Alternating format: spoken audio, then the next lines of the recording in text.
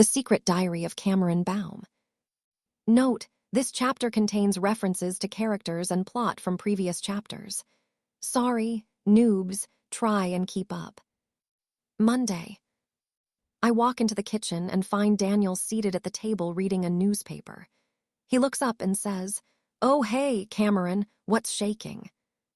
I get straight to the point. "Do you have blue balls?" What now?" "Blue balls, do you have them?" That's kind of a personal question.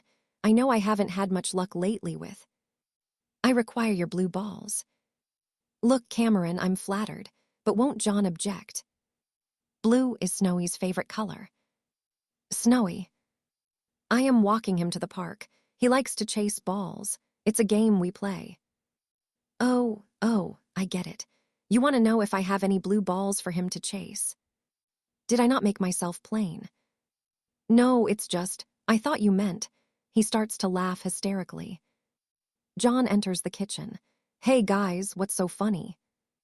Daniel is telling me about the status of his balls. "You don't say." "It's not what you think, it's Snowy. He wants to play with them." "You know he has sharp claws, right?" "But I don't have any." "You don't have any balls."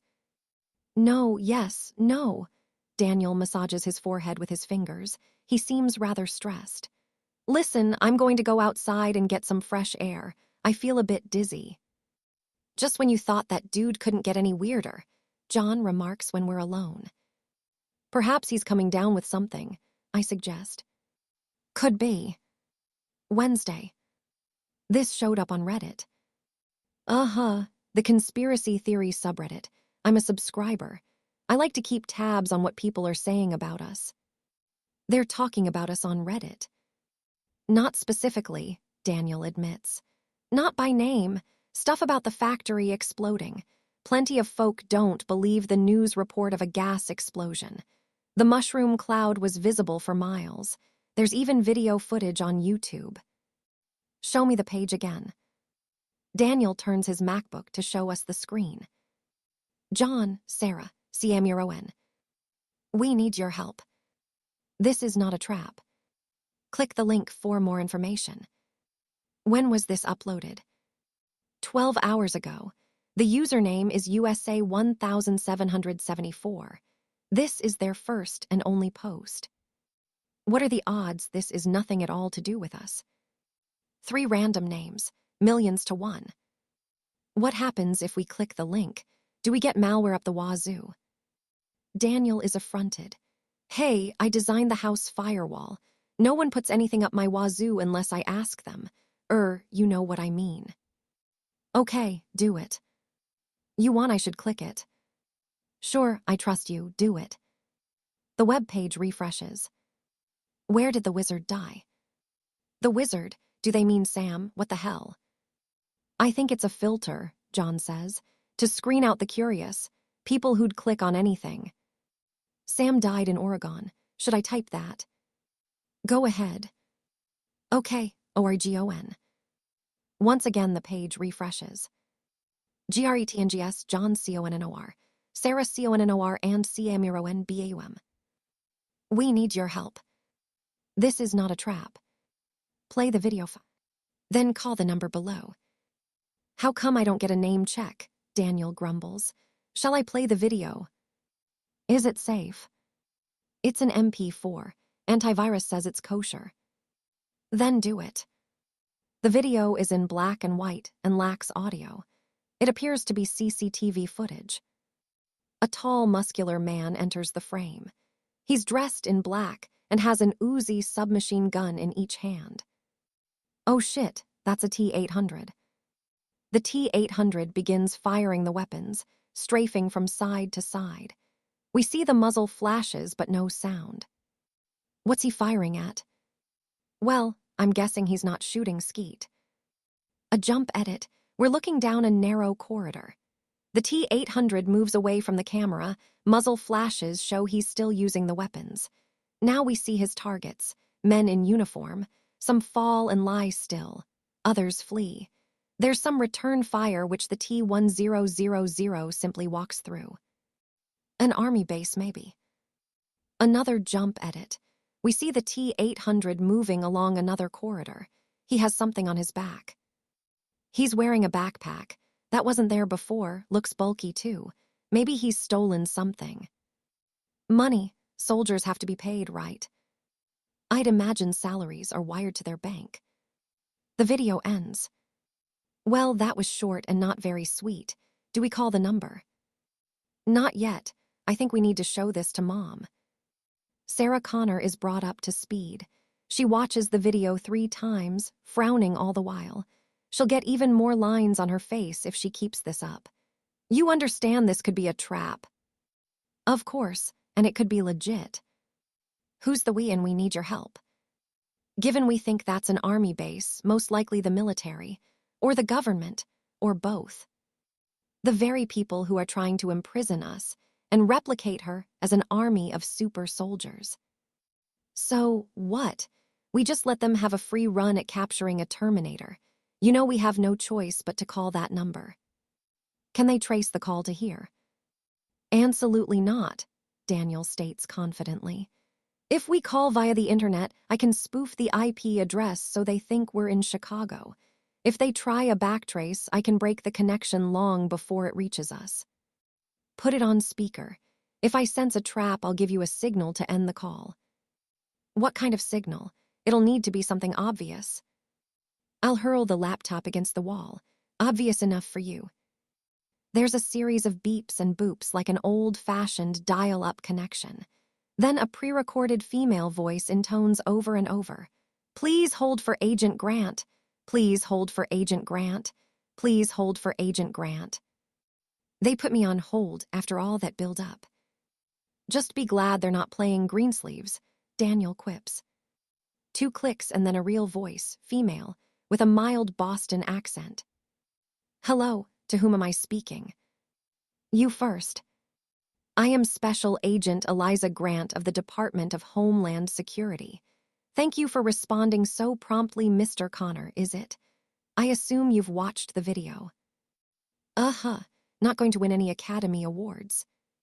I'm contacting you because according to Colonel Ryan's copious files on your family, you've had dealings with that particular individual. We've had our run-ins, sure. And what happened to Ryan? I thought he was in charge over there. Not anymore. He chose early retirement. You don't say.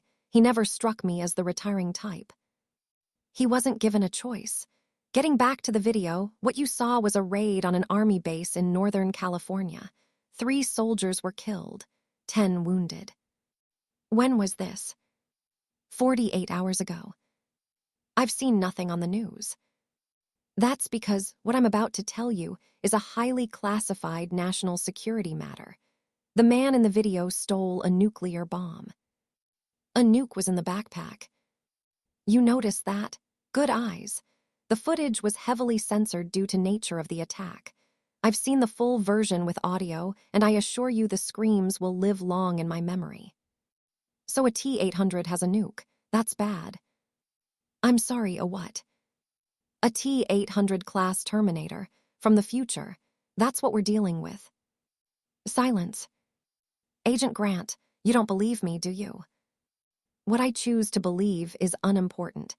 It's what I can tell the Joint Chiefs of Staff without being fired or sent to an asylum. Okay, if you like, I'll refer to him as Bob from now on. Bob, yes, that might be for the best. So how powerful is this nuke? Can it take out a city? It's a battlefield nuke designed to make a decisive tactical breakthrough in enemy lines.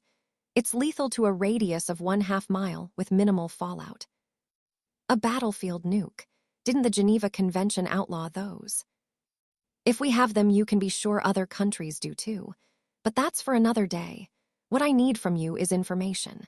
This nuke requires a 15-digit code to be inputted before it can be armed and deployed. The codes are kept at a separate secure area of the base. Bob made no move to acquire these codes. I need to know if it is at all possible he can still arm the bomb. I say, does the bomb have a CPU? Is that Miss Baum? Yes, it does have a CPU. He will hack the code in less than 10 minutes. You're sure of that? I could, so can he. That is disturbing. My next question is, does he have a target in mind? Target? The president, for example. He's currently in Mar-a-Lago and plays golf every day. It would be extremely difficult to maintain a secure half-mile perimeter around a public golf course without attracting the curiosity of the media. If this news were to leak, there would be pandemonium. So have him go someplace else. Camp David. The Secret Service informed me the First Lady finds Maryland cold and damp. So that's a non-starter, I'm afraid. I've got a question for you. Were there any more nukes on this base? That's highly classified information. Okay, well, good luck with your problem. Wait, there were 10 bombs. It's a primary arsenal. So Joe could have stolen more than one. I'm told they're quite heavy, around 60 pounds, and he had to know reinforcements were on their way. No, he could have stolen more if he wanted. Is this significant? I think so. If he was going to use them against political targets, he'd have grabbed them all. So why take just one? Can you hang on a second? I'd like to confer with my family. John presses mute. Any ideas? He asks. Sarah Connor says, we could be his intended targets. Then why not steal all 10? Increase your chances of success. I have a theory, I announce. Shoot. Shoot, I will need a weapon. I mean, tell us your theory. Our power cells require nuclear isotopes to function. In this time period, the only available source would be a nuclear bomb. You're suggesting he's running low on juice and needs a top-up. Or his power cell is damaged in some way. Repairs are possible with the correct tools. That's gonna be a hard sell for Agent Grant. John unmutes. Agent Grant, we have a theory. You're going to find it difficult to believe. We think it's possible Bob stole the nuke to recharge himself. His power cell, I mean. Silence. Are you still there? I'm here. If this was anyone else, I'd hang up. However, I've read your file. Unconventional doesn't even begin to describe your past activities. I think there's a way to either prove or disprove this. Can you get hold of a Geiger counter? Of course. Examine the path Bob took. If his power cell's damaged, it should be leaking radiation. A Geiger counter will detect it, or not. Very well. I suggest you call back in an hour. I should have news for you by then. The hour passes. Snowy takes up position by the back door, anticipating the walk he usually takes at this time of the day. When he's informed the walk is postponed, he whines and sulks, then goes out into the yard and complains long and vociferously to Mr. Tibbles, the cat next door, who completely ignores him. They're such good pals. Daniel asks nervously, suppose you're wrong and the nuke is meant for us. How would we even defend against something like that? He'd have to find us first. Not had much luck doing that. We might not even know about it. He only has to get within a half mile, then kaboom bang. Kaboom bang, that's what you think nukes sound like. Well, obviously I don't know, and I hope I never find out. You never will. Your ears would vaporize long before the sound waves reached them, I point out. Not helping. At 9 o'clock, John recontacts the number provided. Agent Grant answers immediately. Seems you are right. Radiation has been detected all along the route he took. We have a hazmat team on site as we speak. Can you track him? No, the trail goes cold just outside the base. We figure he arrived and left in a vehicle. Well, at least we know he's not planning to detonate a nuke. Mr. Connor, I've been authorized to offer you and your family an amnesty during the period of this investigation. No attempt will be made to apprehend you or track your location if you cooperate with us in finding and neutralizing this threat to the nation's security. You expect us to trust you after all you've done. That was before my time, and I can offer you a legal contract signed by any government official you wish to nominate and feel you can trust. You're basically offering us a piece of paper with a pretty signature. I'd also like to schedule a meeting, just the two of us. There's some information that's come to light that would be better discussed face to face. 1 second. John presses mute. You can't be seriously considering her offer, Sarah Connor says. It's clearly a trap. Cameron, has Agent Grant lied to us at any stage? No, she is being sincere. Her stress levels peaked briefly when I told her the T-800 could hack the bomb. Otherwise, there is no evidence to indicate she is lying. That proves nothing.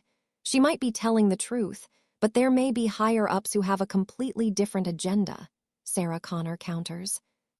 So what do we do? Sit this one out? Suppose they find him, what then? Sarah Connor has no reply. John reopens the line. Where are you, Agent Grant? I'm presently in the Los Angeles area, coordinating our response. Do you know Ralph's shrimp shack near Zuma Beach? No, but I can find it. Meet me there at 10. Come alone and unarmed.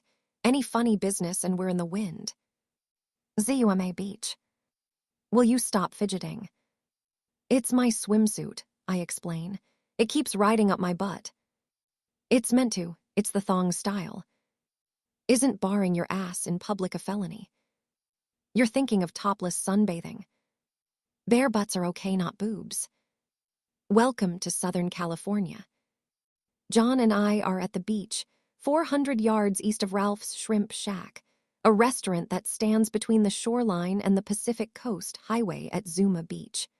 We're hiding in plain sight amongst the other couples and families on the sand, enjoying the hot sunny weather. Almost 10, should be here any minute.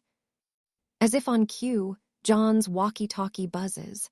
Sarah Connor, she's a mile down the highway keeping watch for any double-cross. Daniel is a similar distance in the other direction. Picking up a black Escalade. Female driver, could be her. Anyone with her. Not that I can see.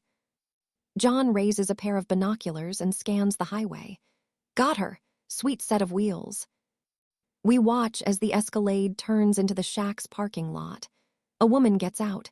Dark pants suit and a pair of sunglasses that mask half her face. She selects an outside table facing the ocean. A waitress arrives to take her order. She ordered a caramel latte. I lip read. No shrimp. It's a speciality. That's why the place is called Ralph's Shrimp Shack and not Ralph's Latte Shack. John takes out his phone and calls. 400 yards away, the woman takes her phone out of her jacket.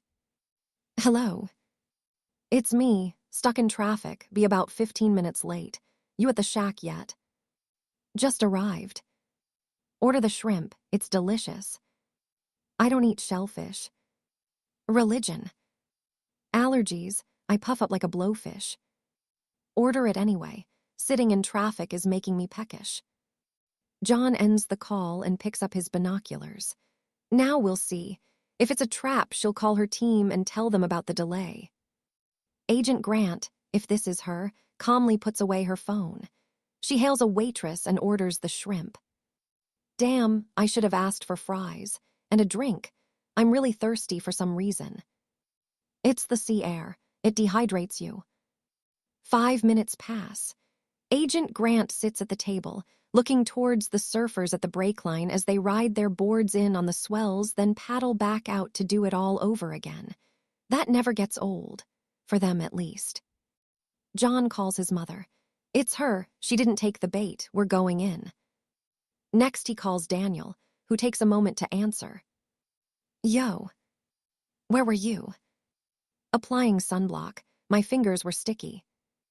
You're not here to get a suntan. I know, hence the sunblock. UV rays can be very damaging. I'm from Florida, remember. We literally learned this stuff in kindergarten. You are destined to die in an explosion not from skin cancer, I point out. Not as comforting as you'd think. We're going in. Stay alert. We don street clothes over our swimwear and walk up the beach to the highway. From here, it's just a short jog to the shack. We pause in the lot to examine the Escalade. Looks empty and brand new. This is how they spend our tax dollars. Do we actually pay tax? Not the point. We walk through the shack. and take the seats opposite Agent Grant. Agent Grant, I presume. Nice to put a face to the voice, John says with a smile. Likewise. A waitress appears. Extra fries and a Diet Coke with plenty of ice. Nothing for me, I add. John eats a shrimp from the plate. These are amazing. You sure you can't eat them? Quite sure. Ralph's have their own shrimping boats so you know they're fresh. None of that frozen stuff. You can always tell. You've eaten here before. That's high. Agent Grant has short dark hair cut in a mannish style. She's at least 10 years older than John, has boobs no larger than mine, and best of all a gold wedding ring on her left hand. This woman will have no romantic interest in him, unlike a certain blonde skank in Burbank. The waitress returns with the fries and Coke. John drinks half the glass in one go. Thirsty. Yeah, being stuck in traffic will do that, he lies. Come far. Far enough, so what's so important you just had to meet us? We have a lead. A soldier went missing from the base 24 hours before the raid. We think he's the reason Bob was able to go straight to where the nukes were stored. It's a large base and obviously not something they advertise. Okay, sounds plausible. There's a bar in the nearest town that's popular with off-duty soldiers. An Irish-themed bar called Maginty's. That was his last known location before he went missing. Does the bar have CCTV? No, some of the men often pick up women there, and not all of them are single. Cameras would cost the bar custom. Agent Grant sips her latte. The waitresses remember a tall, well-built man wearing a long duster coat. As part of their job, the girls are required to flirt with the customers to encourage them to buy more drinks. And Joe didn't play ball. They said he ignored them entirely, like they didn't exist. They were extremely miffed. What is miffed? I ask. Annoyed, irritated. The girls rely on tips to supplement their pay. Did anyone see Bob leave with this soldier? No. According to his friends, he stepped out to buy cigarettes. When he didn't return, they assumed he'd left with a girl. And no one missed him next day. That was the day of the raid. His absence sort of got lost in the chaos. Was he married? Single. We sent a hazmat team to the bar. Huge radiation spikes where Bob was sitting. We've closed the place down for a full decontamination. Under what pretext? Roach infestation. The soldier would have been tortured for information, then likely killed once his usefulness was over, I pronounce. Agent Grant puts her latte down. Even John stops eating. I'm very good at bumming people out. You should hear me discuss exit wounds. You're certain of that? It's what I would do. Where would this take place? The torture, I mean. Most likely a motel. Somewhere that takes cash and doesn't require ID. Also, where the screaming would not be reported to the police as anything out of the ordinary. Sadly, there are quite a few places in LA that fit that description. He'll be close. Search within a 10-mile radius. We already are. Will he still be there? No. To repair a power cell, he'll require specialist tools and a safe environment. He's vulnerable with the shielding removed. Agent Grant runs her fingers through her short hair. Seen up close, there are signs of fatigue under her eyes. No wonder she's wearing sunglasses. This is a woman who has not slept much since the nuclear bomb was stolen. Career-wise, she is staring into the abyss. Will he go back for another nuke if this one doesn't work? The Army base is in full lockdown. We can reinforce if necessary. He won't be back, I assure her. John's walkie-talkie buzzes. He raises it to his ear. Daniel's voice, tight with tension. White SUV just passed me. 4 big guys who look like army grunts. And I think I saw gun barrels in the back. White SUV with 4 army types heading this way. Possibly armed. I thought we had a deal. It's not us, Mr. Connor. Call them off, Agent Grant. I can't guarantee their safety. And there are innocent people here who'll get caught in any crossfire. I promise you, this has nothing to do with us. Please don't do anything rash. Could a higher up have decided we're a greater prize than a missing nuke? No, because nothing is more important than retrieving that bomb. On the road beyond the shack, I spot the white SUV traveling fast in our direction. I stand up and reach behind for the pistol wedged in the back of my jeans, my fingers close around the grip. Showtime.